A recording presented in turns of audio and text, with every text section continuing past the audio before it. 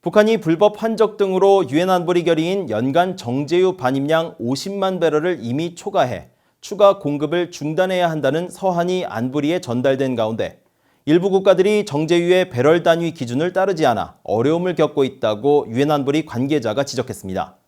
이 관계자는 효과적인 대북 제재 이행을 위해서는 정제유 반입량 보고 단위를 통일해야 한다고 강조했습니다.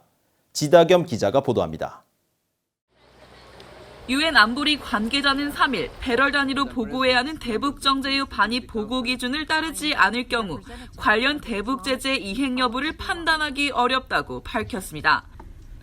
익명을 요청한 이 관계자는 정제유 반입량 환산의 중요성을 묻는 부유의 질문에 이같이 답하고 보고 기준을 따르지 않을 경우 안보리로부터 언제 누가 대북 정제유 반입량 한도를 초과했는지 결정하도록 위임을 받은 유엔 사무국이 관련 업무를 수행할 수 없다고 설명했습니다. 그러면서 대북 제재가 효과적으로 이행되기 위해서는 정제유 대북 반입량 보고 단위 문제가 해결되어야 한다는 입장을 강조했습니다. 앞서 유엔 안보리는 지난달 27일 대북 정제유 수출을 연간 50만 배럴로 제한한 안보리 결의 2397호를 이행하기 위해 톤 단위로 표기하는 국가들의 대북 정제유 공급 보고량을 배럴로 환산하는 문제를 논의한 바 있습니다.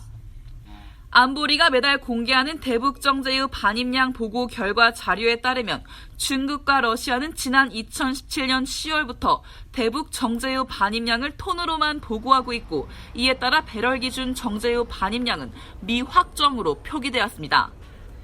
앞서 안보리 순회 의장국인 독일의 크리스토프 호이스겐 유엔 대사는 우주선도 발사하는 중국과 러시아가 톤을 배럴로 환산할 수 없다고 말하고 있다는 점을 공개적으로 지적하면서 대북 제재 이행을 위한 유엔 안보리 차원의 논의를 지속할 것임을 시사했습니다. The most important are China and Russia, and they have been delivering, but they are indicating tons of oil products, and until now, both countries have refused to say how many barrels these are, and there is.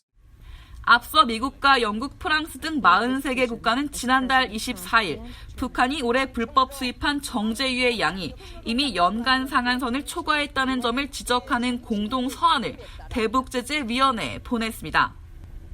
이들 43개국은 북한이 모두 56차례의 불법 유조선 운송을 통해 약 160만 배럴에 이르는 정제유를 지난 1월부터 5월까지 반입했다고 밝히고 대북제재위원회가 유엔 회원국들에게 남은 기간 동안 정제유의 대북 판매와 공급 이전을 즉각 중단하도록 통보할 것을 요청했습니다.